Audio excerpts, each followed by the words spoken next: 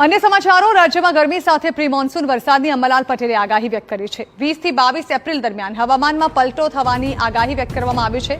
दक्षिण पूर्व गुजरात में पवन साथ वरसाद थवानी शक्यता है। पवन की गति 40 થી 50 किलोमीटर प्रति कलाकनी रहेशे। 26 एप्रिल बाद फरी गर्मी में वधारो थशे। अनेक विस्तारों में तापमान 41 થી 43 डिग्री थवानी पण आगाही तेओए करी छे।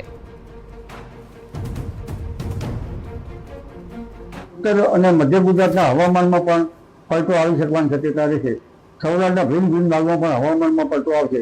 એટલે તારીખ 21 અને 22 અને 23 માં પવનની ગતિ ત્યાં કરા પડવા અને દેશના ઉત્તરીય પર્વતીય પ્રદેશોમાં ભારે હિમવર્ષા થવી અને ત્યાં કરા પડવા અને સખ્ત પવનના તોફાનો થવાની શક્યતા રહેશે। આથી પવનની ગતિ ગુજરાતમાં પણ વધુ રહેવાની શક્યતા રહેશે। ત્યારબાદ તારીખ 26 થી ગરમી વધવાની શક્યતા રહેશે।